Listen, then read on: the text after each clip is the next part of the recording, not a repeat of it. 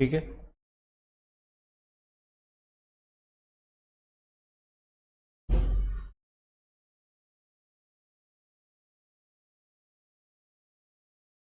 तो 1935 का जो अधिनियम है उसकी कुछ प्रमुख बातें और दोहरा देते हैं।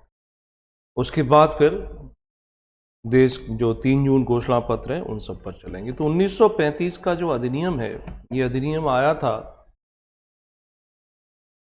राउंड टेबल कॉन्फ्रेंस हुई थी, यानी गोलमेज सम्मेलन हुए। उस गोलमेज सम्मेलनों की समाप्ति के बाद आगे चल करके सरकार एक विस्तृत कानून लेकर के आती है। दबाव बनने लगा था उनके ऊपर, अंग्रेजों के ऊपर भी कि भारतीयों को आप शोषण कर रहे हो, कुछ अधिकार देना चाहिए। वो भी दिखावा करना चाहते थे कि ठीक है भाई, कुछ ना कुछ, something is better than nothing, कुछ तो कर देते हैं इनके लिए, ये सब बातें आती। तो 1932 में इसका ड्राफ्ट तैयार हो गया था। इसके जो प्रमुख पॉइंट है वो पॉइंट आप नोट डाउन कर लो। इसमें जो महत्वपूर्ण बात आती है कि इसमें एक अखिल भारतीय संघ बनाने की बात की गई, ऑल इंडिया फेडरेशन। एक अखिल भारतीय संघ का निर्माण किया जाएगा, ये सबसे महत्वपूर्ण है। इसमें क्या क्या होंगे, तो इसमें देखो, एक तो होगा ब्रिटिश प्रोविंस, यानी कि वो राज्य, वो उस क्षेत्र जिन पर ब्रिटेन प्रत्यक्ष रूप से अधिकार कर रहा था।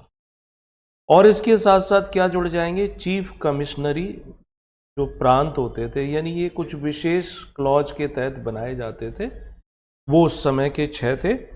और तीसरा जो विवादित रखा, वो रखा इन्होंने कि देसी रियासतें जो हैं वो भी इसमें मिलाई जाएंगी, तब जा करके ये बनेगा। तो ब्रिटिश प्रांत उसका हिस्सा बन जाएंगे आसानी से, क्योंकि ब्रिटेन सरकार ही इसका कानून बना रही है, तो कोई समस्या नहीं है। ठीक है, लेकिन देसी रियासतें जो हैं वो इसका हिस्सा कैसे बनेगी, उनके लिए ये समस्या आती है ना। तो देसी रियासतें कैसे हिस्सा बनेगी, तो ये क्लॉज इन्होंने जानबूझ करके ऐसा डाला था कि जिससे कि वो विवादित ही रह जाए, कभी भी किसी को वो मिल ना पाए। तो उस समय 11 ब्रिटिश प्रोविंस हुआ करते थे और 6 चीफ कमिश्नरी प्रांत थे, और देसी रियासतों को मिलाकर के बनना था। तो ये कभी अस्तित्व में नहीं आया। एक प्रश्न आया था कि जो चुनाव हुए थे वो कौन से अधिनियम के तहत हुए थे उस समय, तो वो 1919 के अधिनियम के तहत हुए थे। इस एक्ट में एक बात और की उन्होंने प्रांत जो होते थे ना, जिनको आज हम राज्य बोलते हैं, उनको थोड़ी सी स्वतंत्रता दे दी, यानी उनको ऑटोनॉमी प्रदान कर दी कि आप ज़्यादा अब विषयों पर कानून बना सकते हो। तो यहाँ लिख सकते हो कि प्रांतीय स्वायत्तता। तो प्रांतीय स्वायत्तता दी जाती है। इस प्रांत से संबंधित कानून कौन सा था 1919 में, जिसमें द्वैध शासन प्रणाली बनाई गई थी ना।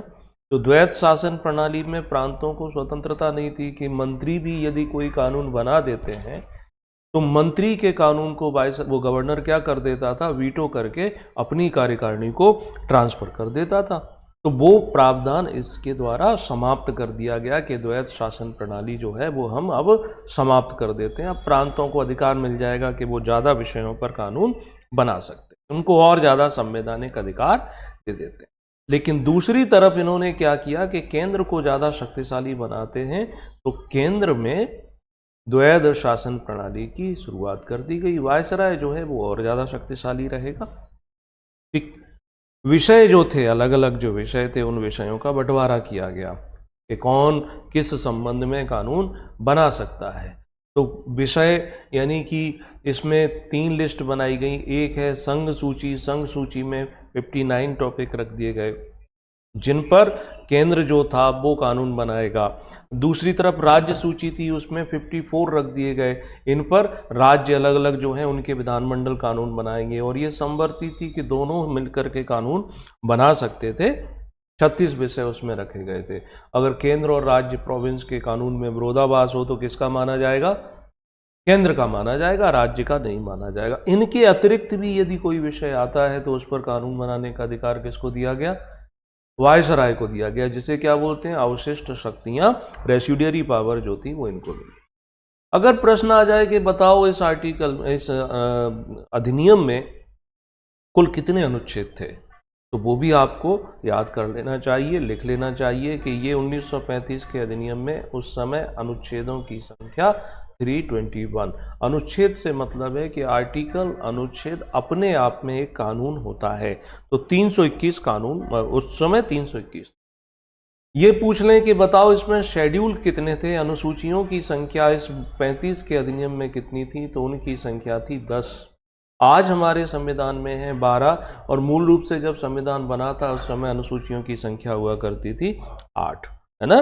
ये सब चीजें थी। तो ये एक पूरा का पूरा विस्तृत व्यवस्थित कानून था जो कि हमारे संविधान का वास्तव में आधार है। यहीं पर आपको देखने को मिला था कि ये लागू कर दी गई, इसके तहत एक संघीय न्यायालय भी बनाया गया था, और जो अब संघ था यानी केंद्र की विधानमंडल थी, वो 2 सदनीय बना दिया गया था, पहले ही बना दिया गया था ना, है ना। देखो इस एक्ट के द्वारा, लिख लो इसमें कहीं पर भी, इस अधिनियम के द्वारा उच्च सदन का नाम यानी वो काउंसिल ऑफ स्टेट,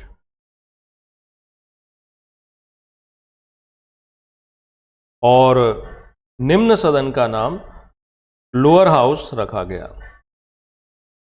इनके नाम परिवर्तन बाद में होंगे, राज्यसभा, लोकसभा नाम जो है वो बाद में दिया जाता है। अब ये जो कोड बनाया था इन्होंने संघीय न्यायालय, तो 1937 में बना था। इसके प्रावधान जरूर थोड़े बहुत भारत के अभी सुप्रीम कोर्ट से मिलते हैं कि ये भी कैसा था, एक अभिलेख न्यायालय था, वो सारी की सारे बातें की गई। 1935 में 1 अप्रैल को हमारे यहाँ आरबीआई की स्थापना की गई थी, reserve bank of India.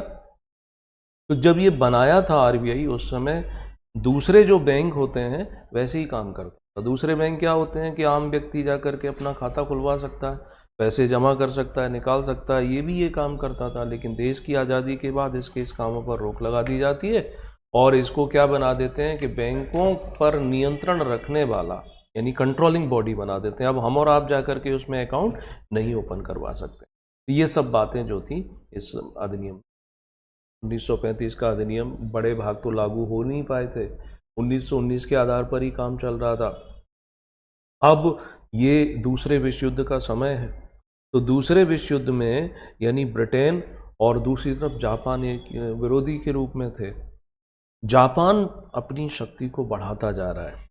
Japan लगभग भारत के पास आ चुका है। अगर हम भारत की मुख्य भूमि की बात करें तो मणिपुर के साइड में, और समुद्री स्थल की बात करें तो अंडमान निकोबार तक पहुंच चुका है। तो अब ब्रिटेन के ऊपर दबाव बनाते हैं जो इसके मित्र राष्ट्र थे, जो दूसरे विश्व युद्ध में इनके साथ थे, कि या तो भारत को आप स्वतंत्रता दो या फिर भारत को इस युद्ध में शामिल करो, जो कुछ करो। तो इस सब को ध्यान में रखते हुए ब्रिटेन समय समय पर यहाँ पर, जैसे साइमन कमीशन भेजा, उस समय दूसरे विश्व युद्ध की स्थिति इतनी ज़्यादा नहीं थी, लेकिन फिर उन्होंने एक और कमीशन भेजा जिसे हम क्रिप्स मिशन के नाम से जानते हैं। रिपोर्ट क्रिप्स जो थे ये आए, और इन्होंने आकर के, चूँकि भारत में उस समय 2 प्रमुख दल, एक भारतीय राष्ट्रीय कांग्रेस और दूसरी तरफ मुस्लिम लीग, अन्य पार्टियां भी थीं। ये सब अपने देश, कुछ पार्टियां थी जो देश को स्वतंत्रता देने की खिलाफत, वो क्या कहते हैं, मुखालफत करती थी, यानी उसका सपोर्ट करती थी, और कुछ थी जो अलग राष्ट्र पाकिस्तान चाहते थे। ये सब बातें होती थी। तो क्रिप्स मिशन जब आया, तो क्रिप्स मिशन ये कहता है, क्या कहता है कि जब दूसरा विश्व युद्ध समाप्त हो जाएगा तब हम आपको क्या कर देंगे, औपनिवेशिक दर्जा प्रदान कर देंगे, यानी डोमिनियन स्टेट्स बना देंगे। औपनिवेशिक का मतलब ये हो जाता है कि कोई देश, कोई भी राष्ट्र जो है अपने आंतरिक मामले खुद संचालित करेगा, लेकिन दूसरे देशों के साथ व्यापार या सैन्य सुरक्षा या इन संचार जैसी चीज़ों पर उसका अधिकार नहीं होता है, वो दूसरे देश का रहता है। यानी ब्रिटेन ये कह रहा था कि आप अपने इंटरनल जो प्रशासनिक व्यवस्था है वो तो हम तुम्हारे हाथों में छोड़ देंगे, लेकिन दूसरे देशों के साथ क्या आप करोगे, कैसे करोगे, ये सब हमसे। इस औपनिवेशिक स्टेटस की मांग जो थी हम भारतीयों की, ये बहुत पुरानी थी। उस पर अब आप विचार कर रहे हो, तो सभी ने इसका विरोध किया। मुस्लिम लीग ने विरोध इस आधार पर किया कि इसमें अलग से पाकिस्तान की आपने कोई बात ही नहीं की हुई है, और नेशनल कांग्रेस ने इसलिए किया कि अब तो हमें पूर्ण स्वराज से कम पर कुछ भी स्वीकार नहीं, हमें तो कंप्लीट स्वतंत्रता चाहिए। अभी औपनिवेशिक वाली बातें हो गई हैं, पुरानी, इनको छोड़ दो। तो इसके संबंध में एक कोटेशन है मोहनदास करमचंद गांधी का। वो ये कहते हैं कि ये एक ऐसी बैंक का पोस्ट डेटेड चेक है।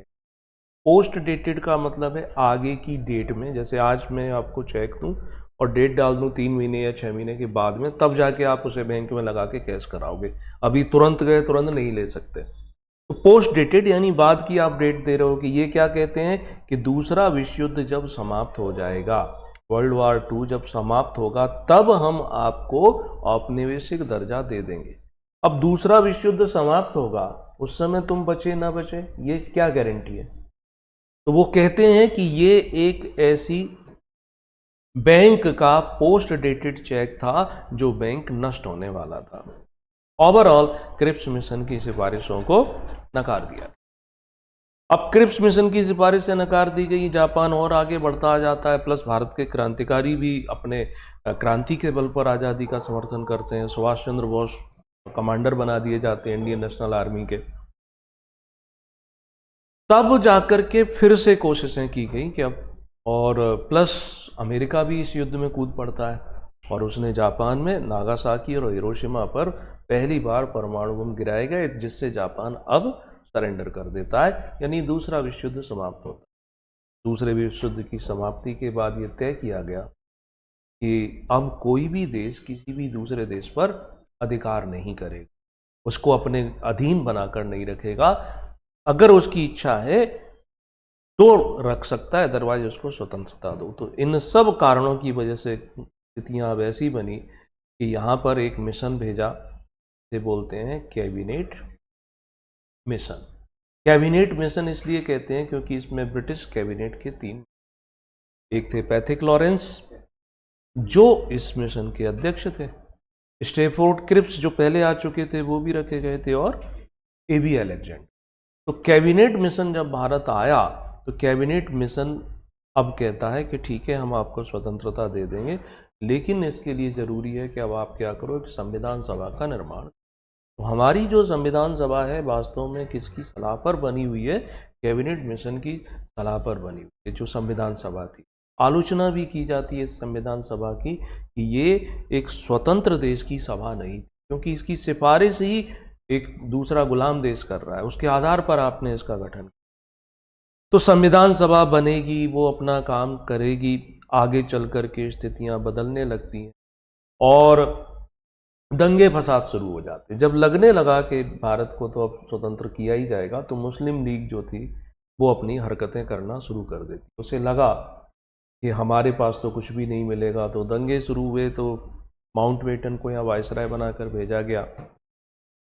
3 जून को माउंटबेटन पहले यहाँ आए, सभी दलों से बात की, फिर ब्रिटेन गए, ब्रिटेन से जो कुछ उनको सिखाया पढ़ाया गया, फिर आकर के इन्होंने यहाँ एक अपना अनाउंसमेंट किया, जिसे 3 जून घोषणा पत्र के नाम से जानते, 3 जून, चूंकि 3 जून को ये आया था। अब वो घटना अलग अलग किताबों में आपको अलग अलग तरीके से पढ़ने को मिलेगी। यहां पर मोहनदास करमचंद गांधी विभाजन नहीं चाहते थे। वो इस बात को लेकर के भी तैयार जान पड़ते थे कि अगर वो जिन्ना जो है उसको पूरा प्रधानमंत्री बना दिया जाए, लेकिन ये लोगों की भावनाओं के खिलाफ था। लोग नहीं चाहते थे कि भाई ऐसा हो। इस पार्टी का अस्तित्व तो बहुत सीमित लोगों तक है, उसको आप देश कैसे सौंप दोगे? तब समझाया गया उनको कि नहीं, अब तो विभाजन जरूरी है। तो इस देश का विभाजन जो हुआ, उस विभाजन की रणनीति बनी। विभाजन धर्म के आधार पर हुआ था। मुस्लिमों के लिए एक अलग राष्ट्र पाकिस्तान बनाया गया, लेकिन यहाँ फिर वही राजनीति हावी हो गई कि यहाँ हिंदुओं के लिए नहीं रखा गया, यहाँ सबके लिए रखा। मुस्लिम भी रह सकते हैं, अन्य धर्म के लोग भी रह सकते हैं। तो ये 3 जून को योजना बनाई। इस 3 जून की योजना के आधार पर ब्रिटिश पार्लियामेंट ने अपने यहाँ पर एक प्रस्ताव पास किया, जो 4 जुलाई 1947 को पारित होता है, जिसे भारतीय स्वतंत्रता अधिनियम कहते हैं। वहाँ ब्रिटिश संसद पास कर देती है, ब्रिटिश का सम्राट इसको अपना अप्रूवल दे देता है और ये लागू हो गया 15 अगस्त 1947 को। तो 15 अगस्त 1947 को हमारा जो देश है वो स्वतंत्र हो गया। यहाँ पर 2 राज्यों में विभाजित करके अंग्रेज चले गए, जो वो हमेशा से करते थे, फूट डालो और, तो एक पाकिस्तान और दूसरा बन गया भारत। अब दोनों के लिए क्या किया गया कि यहाँ सबसे बड़ा पद वायसराय हुआ करता था। आज़ादी के बाद अब वायसराय का नाम बदल के फिर गवर्नर जनरल कर दिया। तो भारत के गवर्नर जनरल माउंटबेटन बना करके रखे गए, ठीक है, पाकिस्तान के जिन्ना बने रहे। आगे चल करके क्या हुआ कि संविधान सभा का गठन किया जाता है ना। तो वो संविधान सभा पर चलेंगे। ये कुछ वन लाइन फैक्ट हैं जिनसे ऑब्जेक्टिव या 3 नंबर के कोई प्रश्न बन सकते हैं। जैसे बंगाल का पहला गवर्नर कौन था? बंगाल का पहला गवर्नर लिखा है ना क्या? हाँ, नहीं, बंगाल का पहला गवर्नर था क्लाइव, रॉबर्ट क्लाइव। अंतिम गवर्नर वारेन हेस्टिंग्स था। फिर ये गवर्नर पद बदल करके गवर्नर जनरल कर दिया था बंगाल का। तो बंगाल का पहला गवर्नर जनरल वारेन हेस्टिंग्स ही रहेगा और अंतिम गवर्नर जनरल विलियम बेंटिक, क्योंकि अब बंगाल के गवर्नर जनरल के पद को फिर से बदल के क्या भारत का गवर्नर जनरल कर देते हैं। तो भारत का पहला गवर्नर जनरल विलियम बेंटिक बन जाता है। भारत का अंतिम गवर्नर जनरल कैनिंग बनता है, क्योंकि कैनिंग के समय क्रांति हुई और इस गवर्नर जनरल पद को हटा करके वायसराय शब्द लेके आते हैं। तो भारत का पहला वायसराय जो है वो कैनिंग बन जाता है। अंतिम भारत के वायसराय जो थे वो माउंटबेटन। अब आज़ादी के बाद इस पद को फिर से बदल देते हैं, गवर्नर जनरल कर देते हैं। तो स्वतंत्र भारत के पहले गवर्नर जनरल यही माउंटबेटन रखे गए। स्वतंत्र भारत के अंतिम जो भारतीय व्यक्ति को गवर्नर जनरल तो सी राजगोपालाचारी, ये चले गए थे। ये इनके जाने में भी नेहरू जी का ही हाथ समझ लो। इनकी जो वाइफ थी और नेहरू जी के कुछ संबंध ऐसे रहे जो आपको अलग अलग नेट पे और किताबों में मिल जाते हैं। तो वो चले गए यहाँ पर। चक्रवर्ती राजगोपालाचारी भारत के गवर्नर जनरल बने, पहले भारतीय व्यक्ति और अंतिम भारतीय व्यक्ति जो भारत के गवर्नर जनरल रहे। क्योंकि अब क्या होता है, अब हमारे देश का संविधान लागू हो जाता है 1950 में और ये पद समाप्त कर देते हैं और उसके स्थान पर क्या आता है, अब राष्ट्रपति आ जाता है। तो गवर्नर जनरल का नाम बदलकर 1858 में वायसराय किया गया था, है ना। ये कुछ फैक्ट है। मद्रास भारत का पहला नगर निगम, म्युनिसिपल कॉरपोरेशन बनता है। नगर निगम, नगर पालिका और नगर परिषद, ये जो होती है ना, तो ये शहरों में, यानी जहां शहर किसे कहते हैं, अर्बन किसे कहते हैं, कि जिनकी लोगों की आजीविका गैर कृषि, यानी कम से कम 50% लोग अपनी आजीविका, अपना जीवन यापन कौन से कार्यों से करते हैं, गैर कृषि कार्यों से करते हैं, तो उसको हम शहर बोलते हैं। तो शहरों के लिए स्थानीय शासन की व्यवस्था, कि लोग अपने स्तर पर अपने प्रतिनिधि को चुने, जिन्हें पार्षद कहते हैं। तो वो 3 प्रकार की व्यवस्था है। कस्बों के लिए परिषद बनाई जाती है, थोड़े बड़े शहरों के लिए नगर पालिका हो जाती है और जो महानगर होते हैं उनमें नगर निगम होता है। तो भारत का पहला नगर निगम मद्रास है। अभी जैसे मध्य प्रदेश में इंदौर नगर निगम है, नगर निगम की संख्या बढ़ गई है। एमपी में अपडेट कर लेना कितनी, ऐसी कुछ है। मैं जब एमपी के पे आऊँ, नगर पालिका नगर निगम में नहीं होगी, नगर पालिका होगी शहरों में, छोटे शहरों में। इंदौर में नगर निगम होगा, हाँ, या नगर पालिका निगम लिख रखा उन्होंने, है ना। तो म्युनिसिपल कॉरपोरेशन बोलते हैं, वो लिखने में कर दिया, लेकिन नगर पालिका अकेला लिखा है, तो वो दूसरी बॉडी है। मतलब है शहरों में स्थानीय शासन की, लेकिन वो छोटे शहर में है, मेट्रोपॉलिटन में नहीं है, बड़े शहरों में नहीं है, ठीक है। नगर परिषद लिखा मिलेगा, जैसे ओंकारेश्वर में जाते हो वहाँ नगर परिषद है, तो कस्बे में वो परिषद है, परिषद को काउंसिल बोलते हैं। और नगर पालिका परिषद भी जोड़ देते हैं, ऐसे ही नगर पालिका निगम जोड़ देते हैं और नगर पालिका अलग है। अगर निगम जुड़ा है तो मतलब कॉरपोरेशन है, बड़ा है। और अगर नगर परिषद लिखी है, नगर पालिका परिषद लिखी है, तो मतलब एक कस्बे की व्यवस्था है। और कहाँ पे, तो वो निगम माना जाएगा। देखो, नगर पालिका के आगे निगम लिखा होगा ना, तो वो निगम है, पालिका को तुम मत पढ़ो, आप नगर निगम पढ़ लो, ठीक है। तो 1687 में पहला नगर निगम बना। कलेक्टर का पद भारत में कब बना है याद रखेंगे, 1772 में, 1772 में डिस्ट्रिक्ट कलेक्टर का पद बनाया गया था, अंग्रेजों ने बनाया था। ये अंग्रेजी मानसिकता से ही काम करते हैं, आज भी इनके अंदर कुछ वही फीलिंग रहती है, ये अपने आप को माई बाप समझते हैं, लोग भी इनको तब इनके पास अधिकार होते थे। आज के समय में इस पद की आलोचना भी की जाती है और इसकी कोई प्रासंगिकता भी नहीं मानी जाती है, आगे चल करके इस पद को समाप्त करने की योजनाएं बनाई जा रही हैं, लेकिन ये आईएएस लॉबी इतनी पावरफुल है कि अभी इस योजनाओं को क्रियान्वित नहीं होने देती।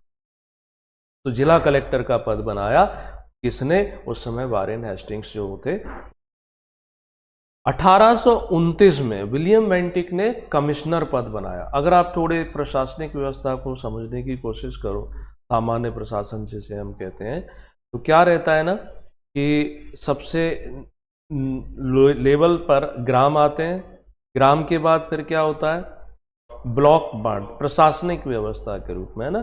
ब्लॉक के बाद फिर उसके बाद फिर जिला आ जाता है, तहसील भी बीच में आ जाती है ना, फिर संभाग आ जाता है ना, संभाग के बाद फिर राज्य आ जाता है। तो राज्य का प्रमुख अगर प्रशासनिक रूप से देखें कौन होता है, राज्य का मुख्य सचिव, चीफ सेक्रेटरी, सीएस, मुख्य सचिव। संभाग का प्रमुख कौन होता है, तो वो कमिश्नर होता है, डिविजनल कमिश्नर। अभी इंदौर संभाग में नए कमिश्नर आए हैं, दीपक सिंह, इसके पहले माल सिंह थे। मगर आपने एक हादसा सुना होगा ना, जहाँ पर वो विस्फोट हुए थे हरदा में, तो हरदा विस्फोट में कई लोगों की जान गई थी। तो जहाँ वो फायरवर्क्स की फैक्ट्री थी, उसका लाइसेंस इन्हीं ने रिन्यू किया था, इन्हीं के पास आया था, इन्होंने आंखें बंद करके उसको रिन्यू कर दिया था। तो उन आरोपों की वजह से इनको यहाँ से रवाना कर दिया गया है। अब उनकी जगह नए कमिश्नर आए। जिले का प्रमुख कौन होता है, तो कलेक्टर होता है, डीएम, है ना। ऐसे ही फिर क्या होते हैं, उनके नीचे एडीएम, एसडीएम। ब्लॉक लेवल पर आप नाम सुनते हैं वीडीओ, ब्लॉक डेवलपमेंट ऑफ। गांव में फिर वो सचिव आ जाते हैं। तो ऐसे करके ये व्यवस्था बनाई गई। तो भारत में कमिश्नर पद, कमिश्नर अलग अलग जगह मिलेंगे, जैसे नगर निगम में भी कमिश्नर होता है, इनकम टैक्स में भी कमिश्नर होता है, लेकिन हम ये बात कर रहे हैं सामान्य प्रशासन से संबंधित। तो डिविजनल कमिश्नर का पद विलियम बेंटिक ने 1829 में बनाया। और पोर्टफोलियो सिस्टम किसने शुरू किया था, कैनिंग ने शुरू किया था। पोर्टफोलियो विभागीय प्रणाली जिसे हम कहते हैं, उसके नाम से जानी जाती है। भारत में बजट 1807 से शुरू हुआ, उसके पहले बजट जैसी चीजें नहीं थी। भारत में पहली बार जनगणना कराने की कोशिश मेयो ने की थी 1872 में, लेकिन ये अंडमान जाते समय इसकी हत्या कर दी गई, तो जनगणना का काम अधूरा रहा। फिर पहली बार जनगणना भारत में पूरी हुई है 1881 में, है ना। रिपन उस समय भारत का गवर्नर जनरल था, तो 1880 वायसराय था रिपन के समय। तब से प्रति वर्ष 10 साल के अंतराल पे जनगणना होती रही, मगर 2021 में नहीं हुई। क्यों? क्योंकि कोरोना था, लॉकडाउन था। अब कह रहे हैं कि 2025 में सेंसस पूरा कर लेंगे। तो अभी जो भी जनगणना के आंकड़े आपको मिलेंगे वो 2011 के मिलेंगे। 1882 में भारत में शुरुआत हुई है स्थानीय स्वशासन की, यानी नगर पालिकाएं या ग्राम पंचायत, ये यहाँ से माना जाता है। इसका जनक किसे माना है, रिपन को माना है। रिपन काफ़ी अच्छे वायसराय थे, भारतीयों के हित में इन्होंने थोड़े बहुत काम किए। बंगाल विभाजन कर्जन ने किया था 1905 में, है ना। 1905 में कर्जन ने टेन्योर सिस्टम की शुरुआत की। ये टेन्योर सिस्टम, जिसे अवधि प्रणाली या कार्यावधि प्रणाली कहते हैं, वैसे तो डिटेल ज़रूरत नहीं है, फिर भी मैं थोड़ा सा आपको समझाता हूँ। जैसे आप मान के चलो आईएएस ऑफिसर बने, अब आईएएस के बाद फिर आपका प्रमोशन होकर के आप सचिव बन गए, सेक्रेटरी बन गए। अब सचिव बनने के बाद क्या रहता है कि अखिल भारतीय सेवाएं होती हैं 3, ऑल इंडिया सर्विस। कौन कौन सी 3 होती हैं? एक आईएएस रहता है, दूसरी आईपीएस, इंडियन पुलिस सर्विस, और तीसरी होती है इंडियन फॉरेस्ट सर्विस। ये 3 अखिल भारतीय सर्विस हैं, यानी इन अधिकारियों की नियुक्ति तो केंद्र सरकार करता है, लेकिन ये राज्य सरकारों के अंदर काम करते हैं। जैसे आप कलेक्टर बनना चाहते हो तो यूपीएससी से आप रिक्रूट होंगे, वहाँ से आईएएस अवार्ड हो गया, तो यूपीएससी किस कहाँ से आ रही है, केंद्र से आ रही है कि नहीं आ रही। अब आपकी नियुक्ति जब होगी, कैडर अलॉट होता है ना, रैंकिंग जैसा आती है। आपको मान लो मध्य प्रदेश कैडर मिल गया, तो आप मध्य प्रदेश राज्य सरकार अब आपको डिसाइड करेगी किस जिले में कलेक्टर बनाना है, आपका ट्रांसफ़र करना है। है ना। तो अब आप जीवन भर मध्य प्रदेश कैडर में ही काम करोगे। आप ऐसा नहीं कि राजस्थान चले जाओ, छत्तीसगढ़ चले जाओ, महाराष्ट्र चले जाओ। आपका कैडर जो अलॉट हो गया, आप उसी में काम करते हैं, उसी में आप घूमते रहोगे। कुछ परिस्थिति बस कैडर चेंज कर देते हैं। जैसे मान के चलो कि शादी हो गई, हस्बैंड वाइफ, अब एक का कैडर राजस्थान है, एक का एमपी है, तो किसी एक का कैडर चेंज कर सकते है ना। ये तो परिस्थिति। अब आप मध्य प्रदेश कैडर के अधिकारी हो गए, तो कलेक्टर के रूप में जीवन भर तो काम नहीं करोगे, प्रमोशन होगा, सचिव बनाए जाओगे। तब क्या होता है कि केंद्र में इनको भेजा जाता है, सचिवालय में। केंद्र में सचिवालय, सचिवालय का मतलब ही है सचिव धन आलय, एक तरीके से सचिवों का घर नहीं है, ऑफिस है। तो केंद्र में जब ये जाते हैं तो उसका भी ड्यूरेशन फिक्स है, 3 साल से 5 साल तक लगभग वहाँ काम करते हैं। उसके बाद फिर इन्हें इनके राज्य में वापस भेज दिया जाता है। तो इस सिस्टम को बोलते हैं टेन्योर सिस्टम, अवधि प्रणाली। तो वो कर्जन ने शुरू की थी, आज भी चल रही है। आया कुछ समझ में? जैसे आप सचिव बने, सचिव बना करके आपको केंद्र में भेज दिया, सचिवालय में। अब वहाँ आप 3 साल 5 साल तक रहे, वो कार्यकाल खत्म होगा, फिर आपको राज्य में वापस भेज देंगे। अब राज्य में वापस आ करके फिर आपको नए उसमें किसी में सचिव बना देंगे, विभाग में, राज्य लेवल पर। ठीक है। तो ये शुरुआत किसने की थी? कर्जन ने की। एक महत्वपूर्ण कमेटी है जिसे पब्लिक अकाउंट कमेटी, लोक लेखा समिति कहते हैं, PAC के नाम से जानी जाती है, लोकसभा की महत्वपूर्ण कमेटी है। इसका गठन भी 1921 में किया गया था। ये सब जांच पड़ताल करती है कि पैसा जो खर्च किया जा रहा है वो नियम के तहत है, उसी काम पर किया जा रहा है जिसके लिए मांगा गया था, वो सब बातें आती हैं। तो ये महत्वपूर्ण कमेटी बनाई गई। बजट की शुरुआत भारत में 1807 से हुई थी। धीरे धीरे क्या हुआ कि बजट जो होता था तो पूरे देश के लिए एक बजट रखते थे, इसमें सभी का खर्चा होता था, चाहे कृषि हो, चाहे रेलवे हो, चाहे कुछ भी हो। अब 1921 में क्या किया जाता है कि रेलवे बजट को आम बजट से अलग कर देते। अलग इसलिए कर दिया कि रेलवे चूंकि एक व्यावसायिक उपक्रम के रूप में चलता था, तो उसकी इनकम, उसके खर्चे दिखाने के लिए एक कमेटी बनी थी, एक्टवर्थ कमेटी। तो उसकी सिफारिश पर रेल बजट को आम बजट से अलग कर दिया गया। ये विभाजन चलता रहा और कब जाकर के फिर समाप्त किया गया? 2017 में। अब रेल बजट और ये केंद्रीय बजट फिर से एक हो गए। ठीक है। 1935 1 अप्रैल को RBI की स्थापना हुई थी। इसके बाद ये संविधान का शुरुआत का पूरा क्या हो गया? एक्ट हो गए। महत्वपूर्ण तथ्य हो गए, जिनमें कुछ ऑनलाइन क्वेश्चन बने तो वो भी बना सकते। ठीक है।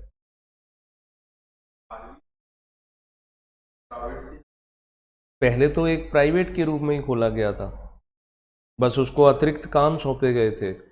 अतिरिक्त काम क्या था? एक काम ये था कि जो बैंक है उनकी निगरानी करो, और दूसरा ब्रिटिश सरकार के बैंकर के रूप में काम करो।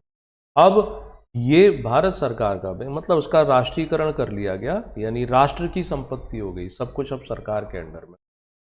अब सरकार है, लेकिन अब बैंक नहीं है। बैंक हम उसे कहते हैं जहां पर मैं और आप जाकर के अपना खाता खोल सके, पैसे निकाल सके, चेक सुविधा मिले। हम इसमें ये काम नहीं कर सकते। अब ये बैंकों को रेगुलेट करने वाली संस्था है। भारत में कौन सा बैंक खुलेगा, किसको लाइसेंस मिलेगा, नहीं मिलेगा, वो सब ये देखती है। तो जब हम इकोनॉमिक्स में आएंगे तो इसको और डिटेल में आप समझ पाओगे, है ना। तो भारतीय संविधान का निर्माण हुआ, कैबिनेट मिशन आया था। कैबिनेट मिशन की सिफारिश पर संविधान सभा बनाई गई। उस कैबिनेट मिशन में 3 मेंबर थे जो मैंने आपको बताए थे। एक हैं पैथिक लॉरेंस, दूसरे हैं स्ट्रेफोर्ड क्रिप्स, तीसरे हैं AB अलेक्जेंडर। कभी अध्यक्ष पूछे इस मिशन का तो पैथिक लॉरेंस जो थे वो इसके अध्यक्ष थे। कैबिनेट मिशन की सलाह को मानते हुए हमने एक संविधान सभा बनाई। उस संविधान सभा के लिए 389 सदस्य चुने गए। इनको अगर हम 2 भागों में बांटें तो 385 और 4 जो थे वो ब्रिटिश कमिश्नरी से थे, और 385 जो यहाँ के उससे। अब 389 मेंबर थे। मुस्लिम लीग, उसकी सदस्य संख्या काफी कम थी, तो उसने क्या कराया? दंगे कराने शुरू कर। जहां जहां उनकी आबादी ज़्यादा थी वहां पर कत्लो आम कराना शुरू कर दिया। तो अब लगने लगा था कि नहीं, अब तो बंटवारा होके रहेगा। बंटवारा होके रहेगा तो फिर भारत के लिए संविधान सभा अलग होगी, पाकिस्तान के लिए अलग होगी। तो ये संविधान सभा विभाजित हो गई। तो 389 सदस्यों में से विभाजन के बाद सदस्यों की संख्या घट करके 299 रह जाती है, रिड्यूस्ड होकर के इतनी रह। ठीक है, ये याद रखेंगे। अब संविधान सभा से संबंधित कुछ प्रश्न आते रहते हैं, कभी कुछ तो इतने सरल होते हैं कि आप आसानी से उनको पढ़ लेते हैं। ल्यूसेंट जैसी किताबों में भी उनके उत्तर हमें मिल जाते हैं। कुछ प्रश्न थोड़े से कठिन होते हैं। ये जो संविधान सभा बनी, इस संविधान सभा की पहली बैठक बुलाई गई, वो डेट पूछ लेते हैं, तो वो है 9 दिसंबर 1946 को। ठीक। अब पहली सभा बुलाई गई तो इस सभा का सभापति किसे बनाया जाता है? तो पहले जो अध्यक्ष थे वो थे डॉक्टर सच्चिदानंद सिन्हा, ना अस्थायी थे, टेम्परेरी थे। दूसरी मीटिंग बुलाई जाती है 11 दिसंबर 1946 को, एक दिन का गैप लिया, और अब इसके स्थायी अध्यक्ष चुने गए डॉक्टर राजेंद्र प्रसाद। ये भारत के पहले राष्ट्रपति, एकमात्र एक व्यक्ति जो 2 बार भारत के राष्ट्रपति रहे हैं, बाकी कोई भी 2 बार हमारे देश में राष्ट्रपति नहीं रहा। ठीक, दूसरी मीटिंग हो गई। अब ये जो संविधान सभा है, संविधान सभा 2 काम करती है। अभी तो संविधान बन के तैयार नहीं हुआ है, संविधान बनने में काफी लंबा समय लिया, 2 साल 11 महीने 18 दिन का समय लग गया था। तब देश को चलाने के लिए यह एक संसद के रूप में भी काम करती है। भाई, देश को चलाने के लिए पार्लियामेंट यानी कानूनों की जरूरत पड़ेगी, तो यही संविधान सभा किस रूप में काम कर रही है? संसद के रूप में। मगर संसद तब बनेगी जब चुनाव हो जाएंगे, और चुनाव तब होंगे जब संविधान बनेगा, उसके प्रावधानों के अनुसार चलेंगे। तो वो संसद क्या कहलाती है? अंतरिम संसद, इंटरिम। अंतरिम का मतलब है टेम्परेरी, कि जब तक स्थायी संसद नहीं आएगी तब तक यही कार्यभार देखेगी। तो संसद के रूप में काम करती है। तब इसकी अध्यक्षता कौन करता है? बोलो। जीवी मावलंकर, गणेश वासुदेव मावलंकर, ये वो व्यक्ति हैं जो कि भारत की लोकसभा के पहले अध्यक्ष हैं। और जब ये संविधान सभा के रूप में काम करती है तो उसकी अध्यक्षता डॉक्टर राजेंद्र प्रसाद जो हैं वो करते रहते हैं। ठीक। अब आगे चल करके क्या हुआ, ये जो मेंबर बताए ना आपको, इन मेंबरों को थोड़ा सा और अलग अलग लिख लो कहीं पर भी। कितने मेंबर बताए थे? 389, है ना? तो 389 में से 292 मेंबर जो थे ये ब्रिटिश प्रोविंस यानी ब्रिटिश प्रांतों से आए थे। 4 जो थे वो ब्रिटिश चीफ कमिश्नरी से चुने गए। तो 292 और 4 कितने हो गए? 296, और टोटल मेंबर तो 389 है। तो बाकी के कहाँ गए? कभी प्रश्न, हाँ, 93 मेंबर जो हैं वो देशी रियासतों से आए थे। ये याद रखना, यहां से कोई प्रश्न बन सकता है। ठीक। उस समय कश्मीर का इशू ही नहीं था। ये वो रियासतें हैं जिन्होंने भारत संघ में मिलने की सहमति दी थी, तो इसलिए उस समय तो ये है ही नहीं। अब कभी, ये तो देखो ऐसा क्वेश्चन है कि पूछ लेना चाहिए, मतलब इसमें कोई बहुत बड़ी बात नहीं है। और कठिन बनाने के लिए वो हो सकता है ऐसा पूछ लें कि बताओ इस संविधान सभा में कांग्रेस के कितने मेंबर या मुस्लिम लीग के कितने मेंबर थे, ऐसा पूछ सकते हैं ना, तो वो भी लिख लो। संविधान सभा में कांग्रेस के सदस्यों की संख्या थी 208 और मुस्लिम लीग के मेंबरों की संख्या थी 73। यही इनको क्रोधित, इनको ये हजम ही नहीं हुआ कि हमारे 73 कांग्रेस के 208, है ना।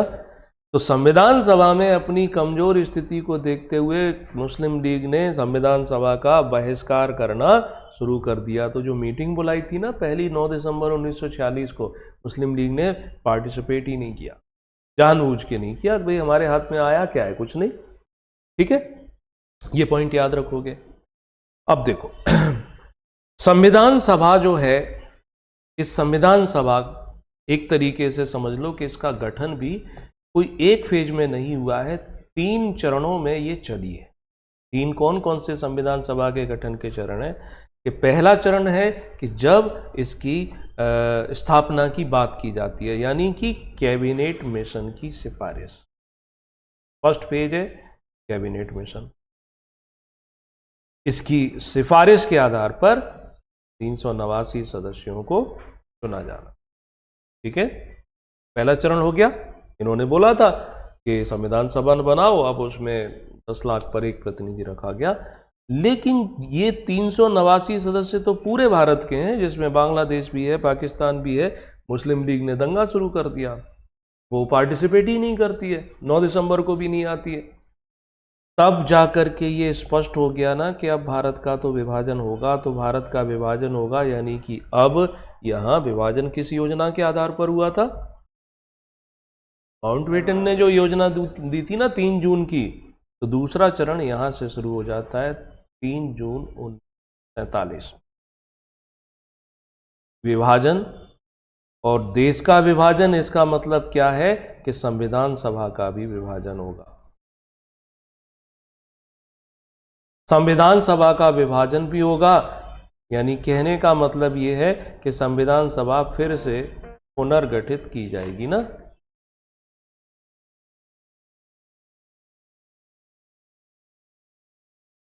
ठीक है, पुनर्गठित की जाएगी। तो दूसरा चरण ये एक ही है।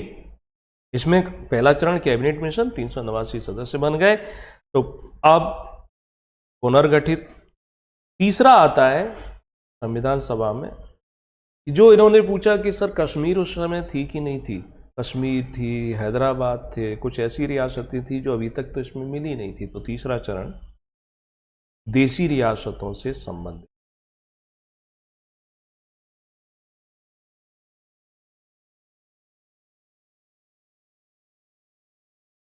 ठीक है, यानी देशी रियासतों से संबंधित क्या है कि देखो, हैदराबाद अलग समय में मर्ज हुआ भारत के साथ, जम्मू कश्मीर अलग हुआ, जूनागढ़ अलग हुआ, भोपाल भी बाद में मिला। तो ये अलग अलग चरणों को ही हम क्या मान लेते हैं कि ये तीसरा चरण है, जो कि देशी रियासतों से संबंधित। तो संविधान सभा के गठन के 3 चरण ये हैं। संविधान सभा के गठन के, यानी इसकी फॉर्मेशन के 3 स्टेप ये हो गए।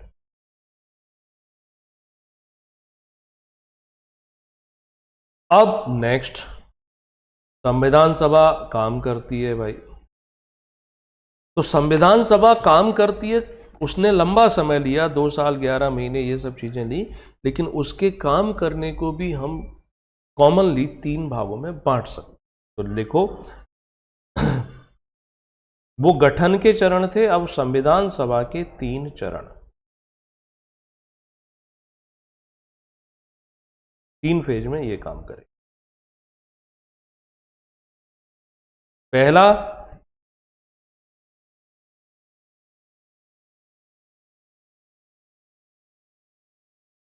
नौ दिसंबर 1946 से शुरू होता है, यानी जब पहली बैठक रहती है, और ये 14 अगस्त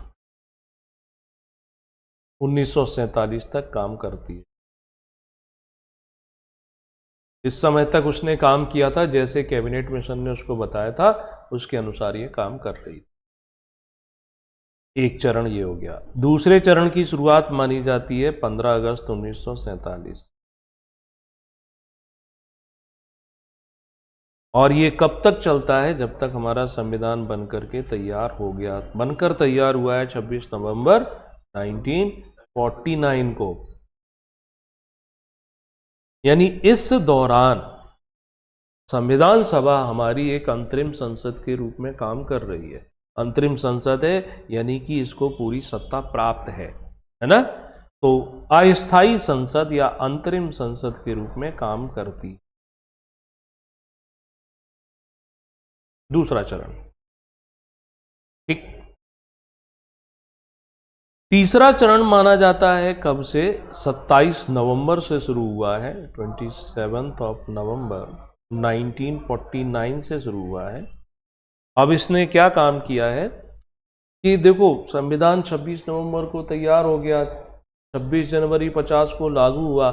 एक दिन लागू करके तुरंत तो चुनाव हो नहीं सकते कि तुरंत चुनाव हो जाए, तुरंत काउंसिल ऑफ मिनिस्टर बन जाए, तुरंत प्राइम मिनिस्टर बन जाए, राष्ट्रपति बन जाए। वो प्रक्रिया तो धीरे धीरे चली, चुनाव 51-52 तक चले। तो 27 नवंबर 49 से लेकर के सन 1952 तक मार्च 1952 तक। यह एक तरीके से अस्थायी संसद के रूप में ही काम कर रही थी।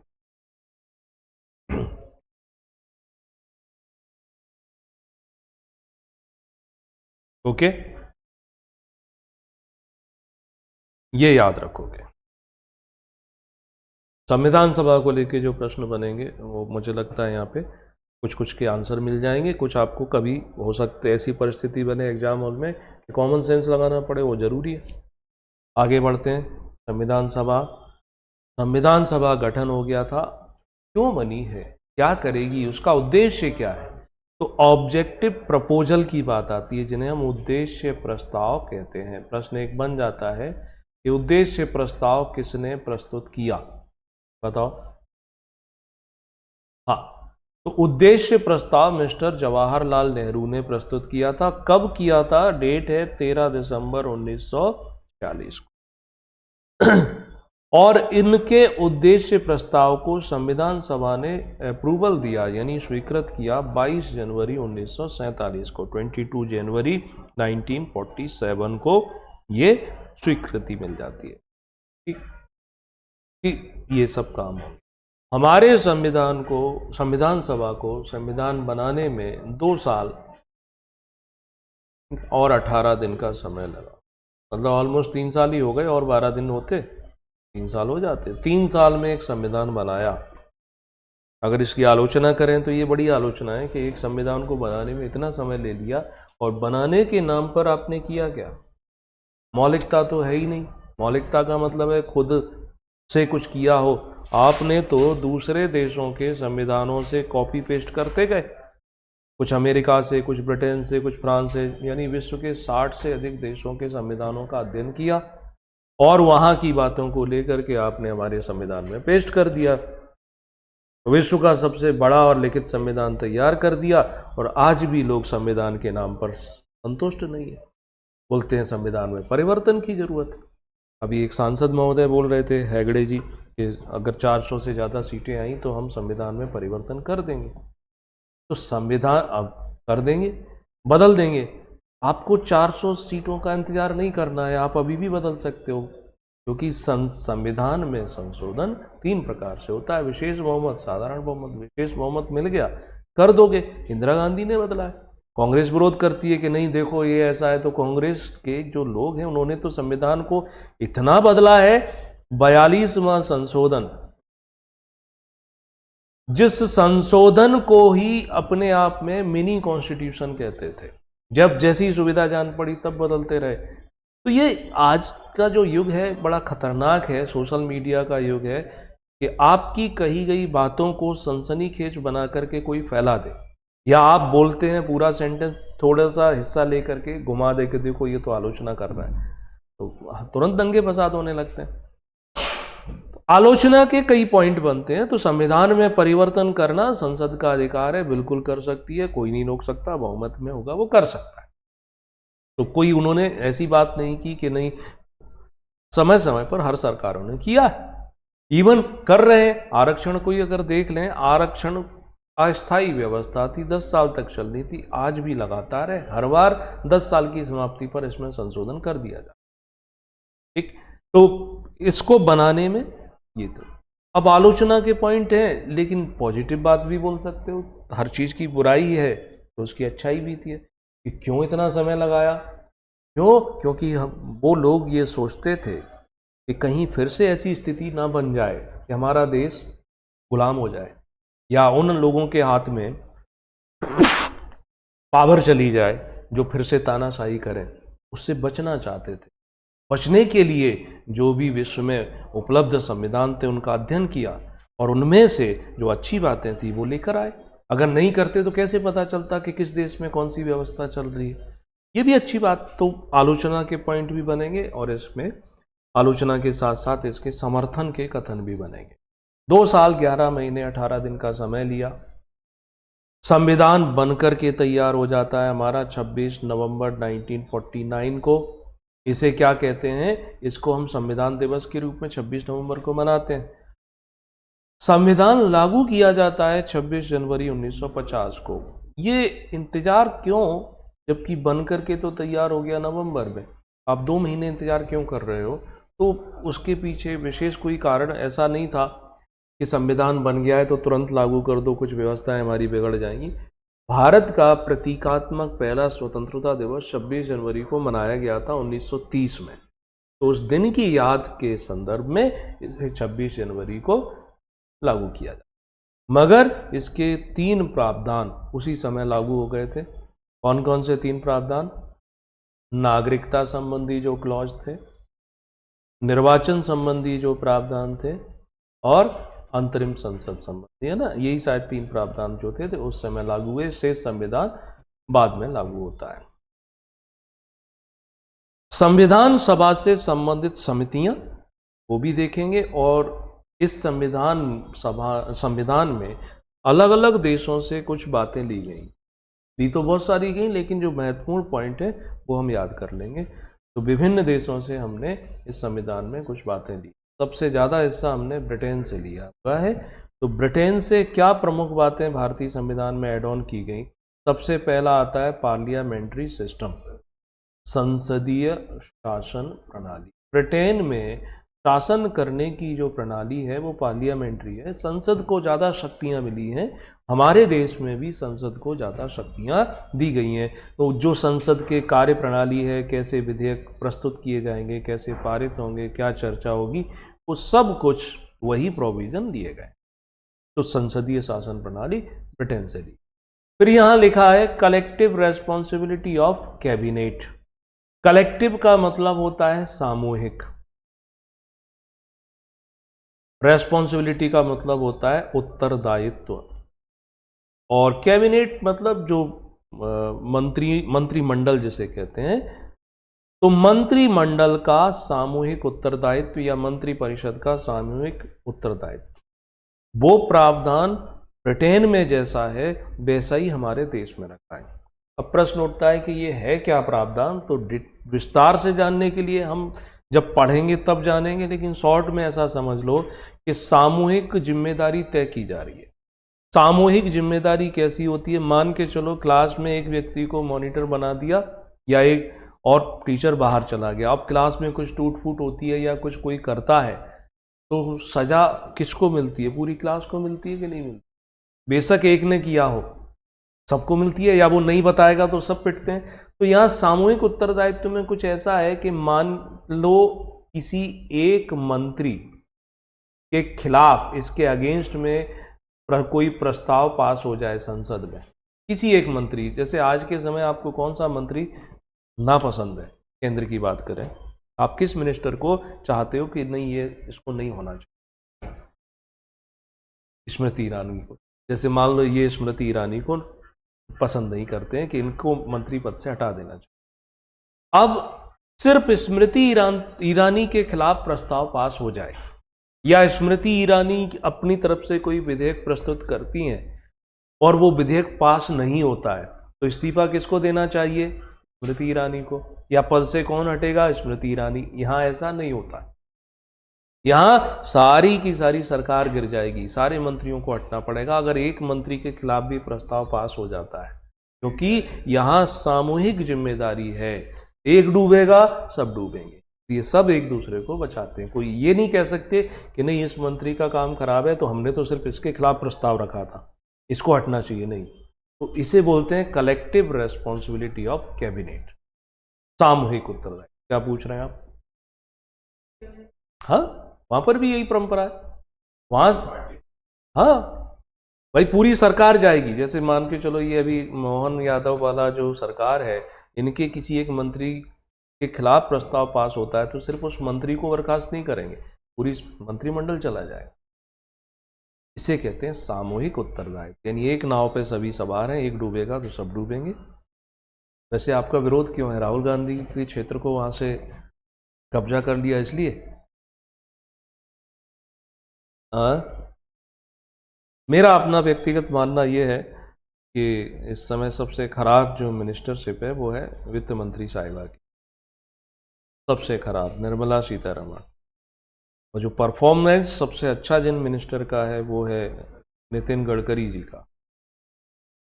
उनको पीएम बनाना चाहिए, पीएम को घर भेजना चाहिए। खैर ये व्यक्तिगत मत है, उस पर ये हमारे विषय है भी नहीं। दूसरी बात समझ में आ गई ना, कलेक्टिव रेस्पॉन्सिबिलिटी, ये ब्रिटेन से लिया। तीसरा इसमें देखो लिखा है कि formal supremacy of president and real power vest in council of minister. यानी फॉर्मल का मतलब होता है औपचारिक, सुप्रीमेसी का मतलब है सर्वोच्चता, यानी औपचारिक रूप से राष्ट्रपति का प्रमुख होना, लेकिन वास्तविक शक्तियां किस में है? मंत्री परिषद में है, काउंसिल ऑफ मिनिस्टर में है।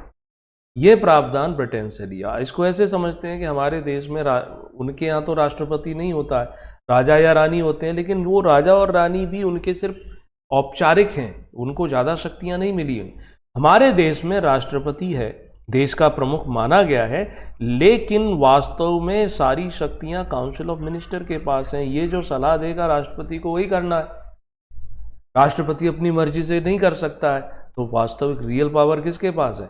हम पढ़ते हैं कि राष्ट्रपति किसी की सजा को माफ कर सकता है, राष्ट्रपति कुछ नहीं कर सकता। काउंसिल ऑफ मिनिस्टर उसको बोलती है कि आपको इनकी सजा माफ करनी है, वो फाइन होते हैं बस, वो तो एक समझ लो स्पीकर है, बाकी सब काउंसिल ऑफ मिनिस्टर डिसाइड। तो शक्तियां किस में हो गई? रियल पावर मंत्री परिषद में, और दिखाने के लिए औपचारिक प्रमुख कौन है? राष्ट्रपति। तो ब्रिटेन में भी वास्तविक शक्तियां उनकी काउंसिल ऑफ मिनिस्टर में है, और दिखाने के लिए प्रमुख उनका राजा या रानी होते हैं, है ना। यहीं पर एक प्रश्न है जो आपको पढ़ना पड़ेगा आगे, तुलना की जाएगी कि बताओ भारत का राष्ट्रपति ब्रिटेन के शासक से अधिक शक्तिशाली लेकिन अमेरिका के राष्ट्रपति से कम शक्तिशाली है, कैसे?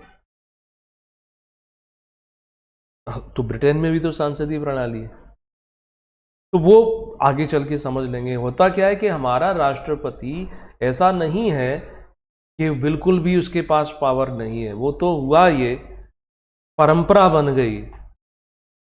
राष्ट्रपति पद पर अगर कोई टीएन शेषन जैसा व्यक्ति आ जाता, टीएन शेषन भारत के मुख्य निर्वाचन आयुक्त रहे थे, उन्होंने ही निर्वाचन आयोग की पहचान इतनी बढ़ाई, और अगर ऐसे व्यक्ति को पद पर बैठा दोगे तो वो तो अपनी शक्तियों को दिखा देगा।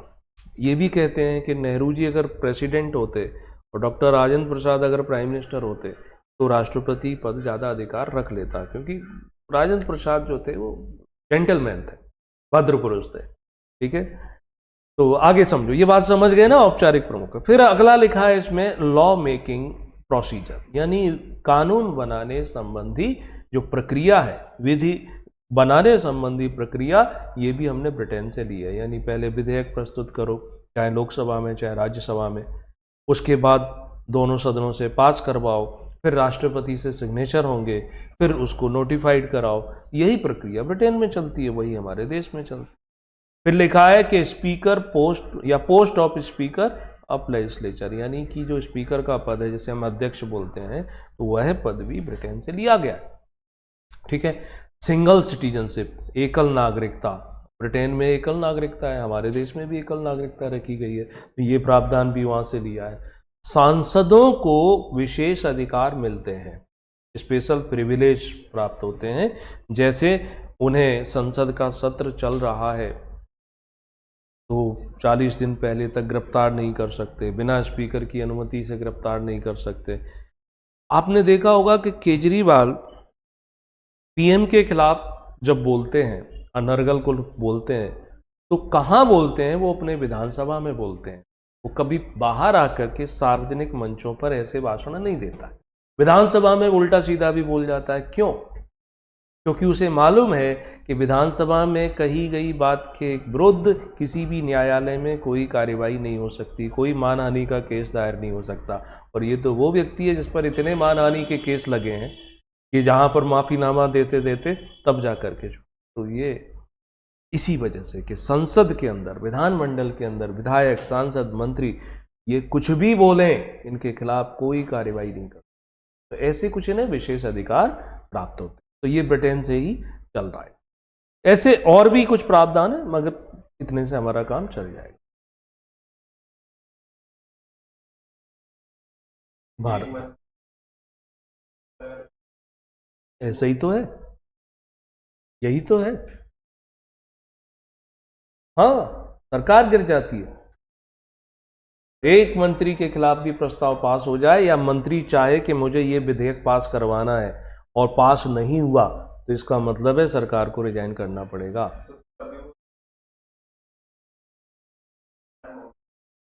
हाँ, तो वो सरकार सत्ता पक्ष में थोड़ी थी, वो मंत्री थोड़ी है, वो तो सांसद है, वो भी विपक्ष की सांसद है। वो मंत्री के खिलाफ अगर कोई प्रस्ताव पास होता है तो सरकार गिर जाएगी। हाँ, तो उनके खिलाफ प्रस्ताव पास हुआ क्या? नहीं, उन्होंने रिजाइन कर दिया, उन्हें हटा दिया। प्रधानमंत्री जिसे चाहे उसे हटा देगा, लेकिन संसद अगर वो किसी के खिलाफ प्रस्ताव पास कर दे तो सरकार के खिलाफ प्रस्ताव माना जाता है, तो सरकार अल्पमत में आ जाती है। सरकार तभी तक है जब तक मेजॉरिटी है, बहुमत है। तो ऐसा आपको कोई उदाहरण नहीं मिलेगा। विपक्ष, देखो सरकार कैसे काम करती है, बहुमत के आधार पर। लोकसभा में सीटें 272 सदस्य चाहिए बहुमत के लिए, ठीक है ना। इनके पास तो 300 से ऊपर है ना। विपक्ष जो है इसका मतलब क्या है कि इसके पास सत्ता पक्ष से सीटें कम है, इनकी संख्या कम है, तो यही तो प्रस्ताव लाएंगे सरकार के खिलाफ। इनकी सीटें तो वैसे ही कम है, तो इनका प्रस्ताव पास हो ही नहीं सकता, नहीं ना। मान लो सत्ता पक्ष के सांसद भी मिल गए या उस दिन एब्सेंट हो गए। ऐसा चलता है कि किसी दिन लोकसभा में 200 मेंबर आए सिर्फ, है ना। अब 200 मेंबर आए और किसी विधेयक पर चर्चा हुई या वोटिंग हुई और उसमें 101 लोगों ने उसके विरुद्ध वोट दे दिया। अब 200 मेंबर आए थे, सत्ता पक्ष के सिर्फ कितने आए थे? मान लो 80 ही आए, तो फिर सरकार चली जाएगी। यहां प्रेजेंट एंड वोटिंग का बहुमत विपक्ष के साथ हो गया, सरकार को रिजाइन करना पड़ेगा। वहां फिर ये नहीं बोल सकते अरे मेरे सांसद आए नहीं थे। बुलाए क्यों नहीं थे? इसलिए वो व्हिप जारी करते हैं कि आपको उस दिन उपस्थित होना पड़ेगा। तो मंत्री के खिलाफ होगा तो उसको रिजाइन करना पड़ेगा। वापस से चुनाव भी हो सकते हैं या राष्ट्रपति अन्य किसी पार्टी को अवसर दे सकता है सरकार बनाने। सभी जगह एक जैसे प्रावधान, एक जैसे प्रावधान, ठीक है। ब्रिटेन का हो गया। अब अमेरिका से भी बहुत सारी बातें हमने अपने संविधान में ली हैं। पहला है फेडरल सिस्टम, जिसे कहते हैं संघीय या संघात्मक शासन प्रणाली। विश्व में किसी भी देश में अगर फेडरल सिस्टम है तो अमेरिका से ही आया हुआ है। अमेरिका क्या है? यूनाइटेड स्टेट्स ऑफ अमेरिका बोलते हैं इसको। इसके 50 राज्य हैं, तो 50 राज्यों ने आपस में समझौता किया और समझौता करके वो एक देश के अंदर रहे। अब अमेरिका के ये 50 राज्यों ने समझौता किए, जैसे हम और आप दोनों समझौता कर लें कि मिलकर के ये काम करेंगे, तो जब तक काम कर रहे हैं मिलकर, कल को हम अपना समझौता ब्रेक भी तो कर सकते हैं कि तुम अलग मैं भी अलग। ये राज्य कभी भी स्वतंत्र हो सकते हैं। तो अमेरिका का जो फेडरल सिस्टम है, तो संघात्मक शासन प्रणाली चूंकि हमने भी रखी है, तो वो आधार क्या है? अमेरिका। लेकिन उसकी रियल प्रोसेस क्या है, वो कहां से ली है? वो हमने कनाडा से ली। आगे हम पढ़ेंगे अंतर क्या है कनाडा के संघ में और अमेरिका के संघ में। कनाडा के संघ में, जैसे हमारे यहां पर भी अभी कितने राज्य हैं और कितने केंद्र शासित प्रदेश हैं? ये सब मिलकर के भारत बनाते हैं। क्या कोई राज्य स्वतंत्र हो सकता है? अमेरिका में तो प्रावधान है, हो सकता है।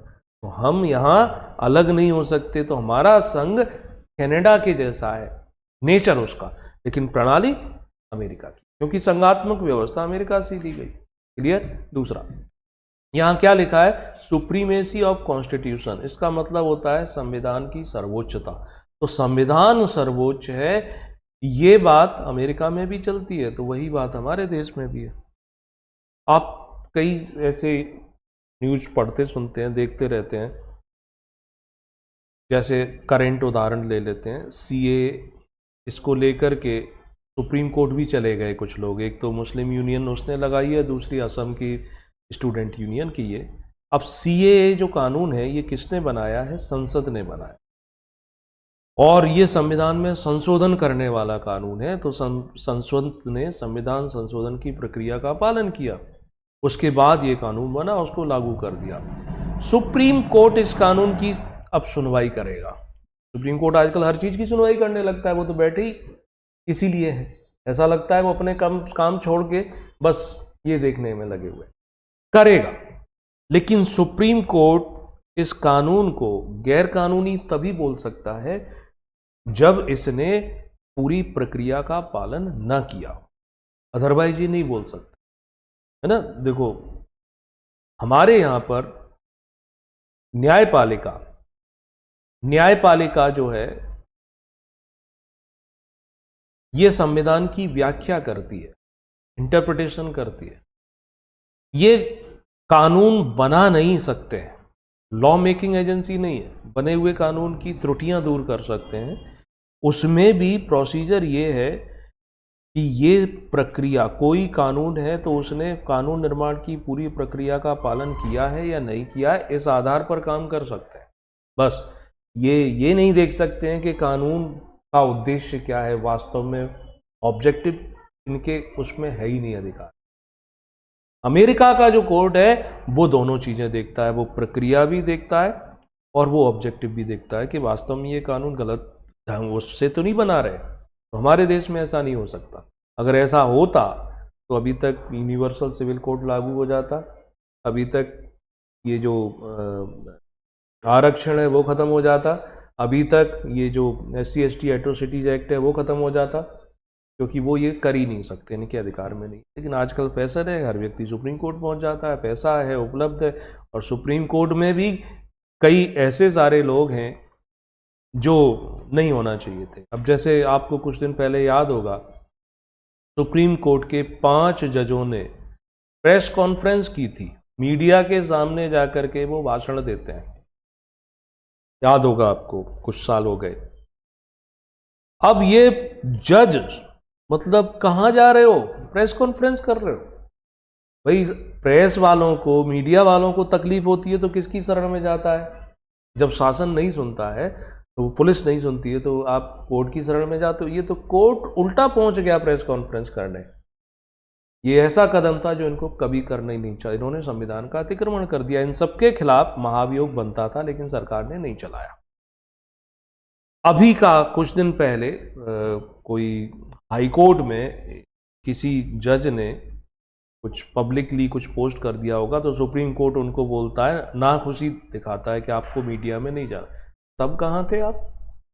जब ये 5 जज प्रेस कॉन्फ्रेंस कर रहे थे तब आपके पैरामीटर अलग थे।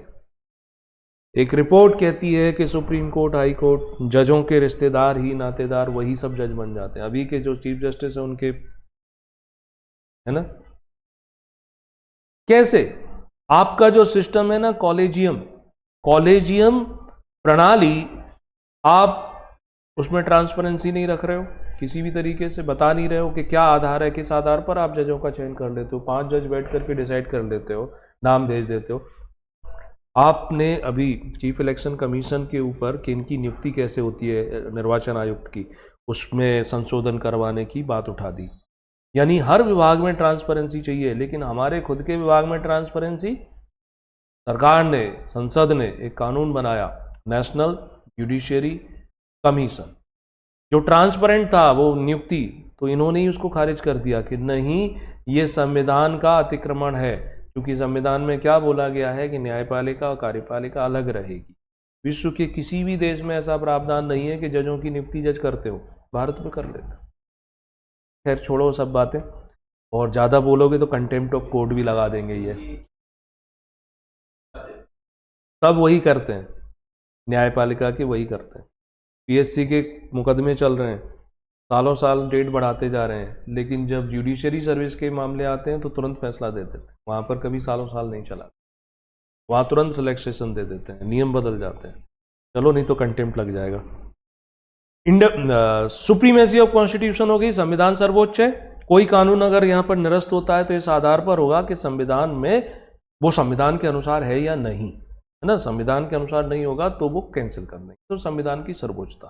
फिर इंडिपेंडेंट जुडिशरी रखी गई है, स्वतंत्र न्यायपालिका रखी गई है। एक जुडिशियल रिव्यू, यानी न्यायालय को अधिकार है अपने ही दिए गए निर्णय को रिव्यू कर सकते हैं। रिव्यू मतलब पुराना निर्णय था उसी को, और ये करते भी हैं। पहले देखना, आप देखते होंगे कि हाई कोर्ट ने निर्णय दिया, सुप्रीम कोर्ट ने पलट दिया, सुप्रीम कोर्ट ने निर्णय दिया, आने वाले जज ने पलट दिया। भाई कर क्या रहे हो आप लोग? एक फैसला तो दे दो।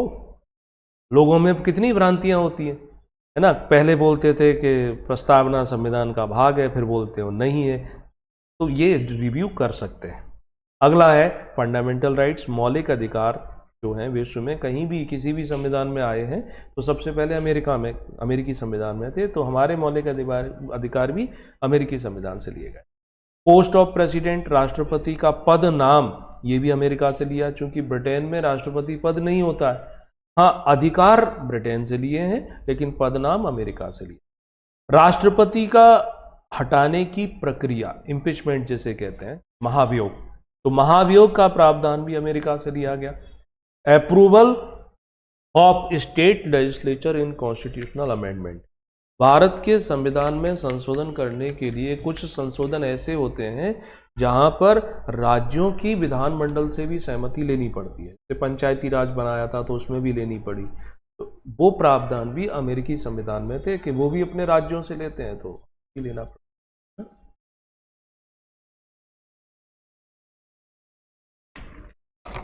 ये कुछ प्रमुख बातें जो अमेरिकी संविधान से आई है।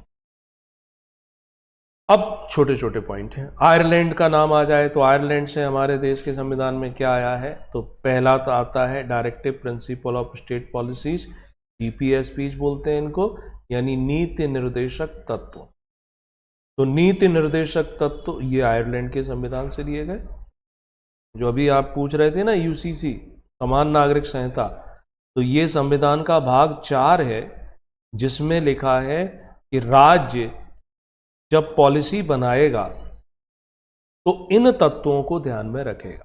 राज्य से मतलब क्या होता है? राज्य से मतलब होती है संसद, राज्य से मतलब होते हैं राज्य के विधानमंडल, राज्य से मतलब है भारत सरकार, राज्य से मतलब है राज्य सरकार, राज्य से मतलब है वह संस्थान, वह इंस्टीट्यूट जिसे कानून बनाने या बाई लॉज बनाने का अधिकार हो, उसे राज्य कहते हैं। आर्टिकल 12 में इसकी परिभाषा है। तो राज्य जब कानून बनाएगा तो इन तत्वों पर ध्यान देगा। जैसे समान नागरिक संहिता यहीं लिखी है, इसमें directive principle of state policy में, तो ये राज्य के ऊपर है कि आप इसे लागू करो या ना करो। जैसे अभी उसने कर दिया ना उत्तराखंड, तो उत्तराखंड ने कर दिया, गोवा में लागू है ना, असम में भी हो जाएगा। तो वो तत्व जो हैं वो कहाँ से लिए गए, किस देश के संविधान से? आयरलैंड के। राज्यसभा में कुछ सदस्यों को मनोनीत करते हैं ना, मनोनीत साहित्य, कला, विज्ञान, समाज सेवा से, तो वो प्रावधान भी आयरलैंड के संविधान से लिया गया है। कनाडा के संविधान से अभी हमने देखा था ना, फेडरल सिस्टम अमेरिका से, और फिर मैंने बताया था कि वो कनाडा के जैसा है कि एक बार जो मिल गया वो अलग नहीं हो सकता। Separation of power between state and centre, केंद्र और राज्य के बीच शक्तियों का बंटवारा और अवशिष्ट शक्तियों का किस में होना? संसद में होना, है ना, केंद्र में होना। ये प्रावधान भी कनाडा के संविधान से लिए गए। ऑस्ट्रेलिया के संविधान से एक समवर्ती सूची, यानी कि जो लिस्ट बनी है कि कौन कानून किस विषय पर बनाएगा, संघ सूची में केंद्र बनाएगा, तो वो लिस्ट संबंधी प्रावधान ऑस्ट्रेलिया से लिए। जापान के संविधान से क्या लिया है? आर्टिकल 21 लिया है। आर्टिकल 21 क्या कहता है? क्यों भाई, आर्टिकल 21 याद है? प्राण एवं दैहिक स्वतंत्रता। ये कहता है कि किसी भी व्यक्ति को हम तब तक पनिशमेंट नहीं दे सकते जब तक कि कानून की प्रक्रिया का पालन ना करें, यानी रूल ऑफ लॉ की बात करता है। मान लो आपने किसी की पैसे चुरा लिए, अब आपने पैसे चुरा लिए तो अब आपको सजा पब्लिक नहीं दे सकती, आपको सजा मिलेगी हाई कोर्ट। यानी चोरी करने के लिए क्या प्रक्रिया है, उसके लिए क्या अपराध है, तब। जैसे आतंकवादी आया था अजमल कसाब, तो उसको भी पूरा वकील मिला, है ना, पूरी प्रक्रिया का पालन हुआ, तब जा करके फांसी दी गई। तो प्राण एवं दैहिक स्वतंत्रता मौलिक अधिकार में और इसको विस्तृत करें। दक्षिण अफ्रीका के संविधान से क्या लिया है? तो संविधान संशोधन संबंधी कुछ प्रावधान हमने दक्षिण अफ्रीकी संविधान से लिए। पूर्व सोवियत संघ, जिसे आज रशिया कहते हैं, वहाँ से मौलिक कर्तव्य लिए। फंडामेंटल ड्यूटीज, ये फंडामेंटल ड्यूटीज पहले नहीं थी, इनको कब जोड़ा था? 42वें संशोधन द्वारा। ड्यूटीज, कर्तव्य, मौलिक कर्तव्य, है ना। जर्मनी से आपातकालीन संबंधी प्रावधान लिए गए। फ्रांस से जो रिपब्लिक वर्ड आता है, रिपब्लिक का मतलब होता है गणतंत्र, तो गणतंत्र ये जो है ये कहाँ से? फ्रांस से लिया गया। गणतंत्र का मतलब हो जाता है कि देश का जो प्रमुख होगा वो निर्वाचन से आएगा, वंश परंपरा से नहीं आएगा। हमारा राष्ट्रपति प्रमुख होता है तो राष्ट्रपति का चुनाव होगा, राष्ट्रपति का पुत्र राष्ट्रपति नहीं बने, तो इसे रिपब्लिक कहते हैं। ब्रिटेन रिपब्लिक नहीं है क्योंकि उसका प्रमुख राजा रानी ही रहेंगे, वही परिवार रहेगा, लेकिन डेमोक्रेसी है, लोकतंत्र है, तो दोनों में अंतर भी है। देखो ब्रिटेन का समझ लो, ब्रिटेन में क्या है कि वहाँ पर पार्लियामेंट है, ब्रिटेन की संसद को पार्लियामेंट ही कहते हैं। इसके 2 हाउस हैं, 2 सदन हैं, है ना। एक अपर हाउस स्टेट काउंसिल के जैसा, एक lower house, house of representative बोलते हैं। इनके चुनाव होते हैं, जनता प्रत्यक्ष रूप से चुनती है, ठीक है। अब चुनाव में जिसे बहुमत मिलता है वो अपना प्राइम मिनिस्टर बना लेगा और काउंसिल ऑफ मिनिस्टर बन जाएगी, ठीक। दूसरी तरफ वहाँ पर क्या होता है, वहाँ का शासक जो भी महाराजा या महारानी रहे हो वो होते हैं। तो ये चुने हुए लोग हैं ना, मंत्रिपरिषद, इन्हीं को सारी शक्तियां प्राप्त हैं, बस इनको औपचारिक रूप से उनके सिग्नेचर के लिए भेजा जाता है। जैसे हमारे यहाँ राष्ट्रपति को भेजा जाता है वैसे इनको भेजा जाता है। तो आपका क्वेश्चन क्या था? वो उनका उन्हीं के परिवार में चलता रहेगा, है ना, उन्हीं को मिलता है। कारण था कि पहले उन्हीं का शासन था, वहाँ पर क्रांति हुई, तो क्रांति में इस परिवार ने डेमोक्रेसी की स्थापना की थी, समझौता हुआ था, इसलिए इस परिवार को औपचारिक रूप से वो प्रमुख मान के चलते हैं। उनको कुछ थोड़े बहुत अधिकार मिले हुए हैं बस, बाकी सब ब्रिटेन की संसद को मिले। ये तो रहे अलग अलग देशों से लिए गए कुछ प्रमुख प्रावधान। अब संविधान सभा जो 389 लोग या विभाजन के बाद जो बचे हुए लोग थे, इसमें कमेटी बनाई गई, समितियां बनाई गई। वो समितियां पूछी जाती हैं, कुछ प्रमुख कमेटियां याद करनी पड़ेंगी। जैसे महत्वपूर्ण कमेटी कौन सी आती है? ड्राफ्ट कमेटी, इसे क्या बोलते हैं? प्रारूप समिति। ये 7 सदस्यीय थी, इसके अध्यक्ष बनाए गए थे डॉक्टर वी आर अम्बेडकर।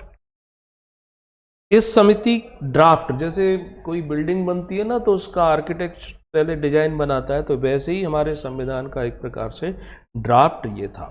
तो डॉक्टर भीमराव अंबेडकर इसके अध्यक्ष थे। इसके अलावा जो सदस्य थे उनमें नाम है N Gopala Swami Ayyangar, Alladi Krishna Swami Iyer, K M Munshi, S M Saadulla, N Madhavrao, T T Krishnamachari. अब यहाँ पर देखो, पहले सदस्य थे बी एल मित्र या बी एल मित्रा, इनकी जगह लाए गए एन माधवराव। और पहले सदस्य यहाँ थे डीपी खेतान। डीपी खेतान की मौत हो जाती है तो उनके स्थान पर लाए गए थे टी टी कृष्णमचारी, है ना। तो ये 7 नाम आप याद रखेंगे, महत्वपूर्ण समिति में मानी जाती ड्राफ्ट कमेटी। नेक्स्ट फिर एक समिति है यूनियन पावर कमेटी। यूनियन का मतलब यहां हो जाएगा संघ, पावर का मतलब हो जाएगा शक्ति और समिति। इसके अध्यक्ष कौन थे? मिस्टर जवाहरलाल नेहरू। फिर आता है फेडरल कॉन्स्टिट्यूशन कमेटी। तो फेडरल का मतलब क्या होता है? संघ, है ना। तो संघीय और कॉन्स्टिट्यूशन संविधान समिति। तो संघीय संविधान समिति के अध्यक्ष भी जवाहरलाल नेहरू बनाए गए। अगला आता है प्रोविंशियल, प्रोविंस यानी कि प्रांत, तो प्रांतीय संविधान समिति। ये थे लौह पुरुष सरदार वल्लभ भाई पटेल। इसके बाद फिर आता है फंडामेंटल राइट्स यानी मौलिक अधिकार और माइनॉरिटीज यानी अल्पसंख्यक। तो इनकी समिति के प्रमुख भी सरदार वल्लभ भाई पटेल थे। नेक्स्ट है झंडा समिति, फ्लैग कमेटी, झंडा समिति। तो झंडा समिति जो है आचार्य जे बी कृपलानी, इसे ऐसा भी लिख लेना, राष्ट्रीय ध्वज पर तदर्थ समिति, तदर्थ एडॉक कमेटी थी, आचार्य JB कृपलानी। संविधान सभा के जो संवैधानिक सलाहकार थे वो थे doctor VN Rao. Doctor VN Rao संविधान सभा के संवैधानिक सलाहकार। ये प्रमुख समितियां, इनसे प्रश्न बनते रहते हैं और फिर वो घुमा फिरा के पूछते ही रहेंगे। ठीक है, 2 साल 11 महीने 18 दिन के अथक परिश्रम के बाद संविधान बनकर के तैयार हुआ। उस मूल संविधान में क्या था देखो, एक थी उसमें प्रस्तावना, प्रियम्बल,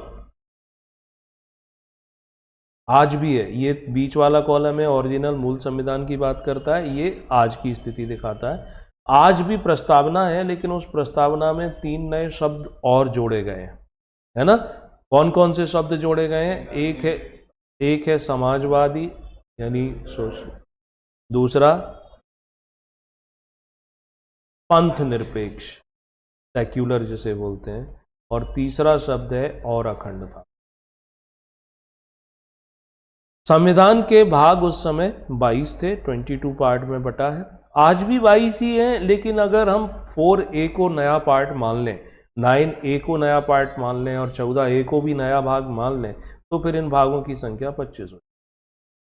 वैसे तो ये है कि 4 का 4A यानी उसी का पार्ट है, सब पार्ट है ना वो तो, मगर फिर भी जैसा ऑब्जेक्टिव आ जाए वैसा हम लिख देंगे। 25 लिखा हो तो 25 लगा देंगे, 22 लिखा हो 22, दोनों लिखा हो तो चिंता मत करो, MPPSC जिंदाबाद, दोनों सही होते हैं, उसके यहाँ दोनों सही होते हैं, बल्कि यहाँ तो 3-3 भी सही होते हैं, जो सही ना हो वो भी सही होते हैं।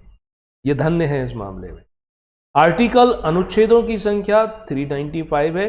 अब 450 से भी ज़्यादा आर्टिकल हमें देखने को मिलेंगे, लेकिन फिर यहाँ पर वही, कोई भी आर्टिकल 395 के बाद नंबर से शुरू नहीं होगा कि 396 मिल जाए, 97, जो भी है उन्हीं आर्टिकल के सब आर्टिकल होंगे। जैसे 21 है तो 21A हो गया। ठीक, अनुसूचियां 8 हुआ करती थी, ये जरूर बढ़ करके 12 हो गई हैं, 4 अतिरिक्त नई अनुसूचियां इसमें जोड़ दी गई। 450 से ज्यादा ऐसा लिखो, क्योंकि संशोधन चलता रहता है। लगभग 450 से ज्यादा।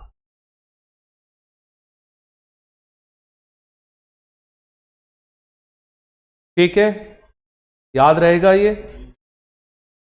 अब आएंगे हम भारतीय संविधान की प्रस्तावना, और उस प्रस्तावना का अर्थ समझेंगे, उसकी विशेषताएं समझेंगे। ये सब कुछ जरूरी है, इस पर मुख्य परीक्षा के प्रश्न भी बनेंगे, प्रीलिम्स में तो बनेंगे ही बनेंगे। तो we the people of India having solemnly resolved to constitute India, जो भी है ये सब पढ़ लेना अच्छे से, इंग्लिश में भी पढ़ लेना और हिंदी में भी पढ़ना है आपको, रट लेना। मैं तो ये बोलूँगा आपको कि इसको रट लेना चाहिए, फिर रट के आओ, पढ़ के आओ, फिर आपसे ही इन शब्दों के मैं अर्थ पूछूंगा, बाद में फिर स्पष्ट करेंगे कि इस शब्द का क्या मतलब है, समाजवादी का क्या मतलब है, पंथ निरपेक्ष, लोकतंत्र, गणराज्य, न्याय कितने दिए गए हैं, स्वतंत्रताएं कितनी हैं, ये सब, और यही इसकी विशेषताएं भी बन जाए। तो हम इन शब्दों के अपने मीनिंग, फिर इनकी विशेषताएं, फिर ये क्या महत्व रखती थी, वो सब बातें भी करेंगे। ठीक है, इतना सब पूरा दोहरा लेना, आपके पास ये लिखे हुए फॉर्म में भी पहुंच गया है, एज इट ऐसा हो जाएगा ये सब। गुड।